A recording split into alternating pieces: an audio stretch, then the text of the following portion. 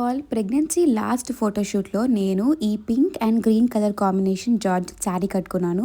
So ఇది old style photography అనమాట.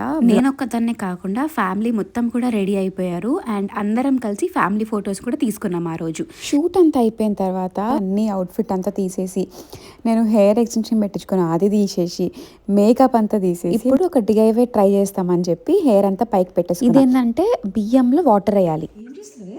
Rice water దేనికి? ఫేస్కి పెట్టుకోవడానికి.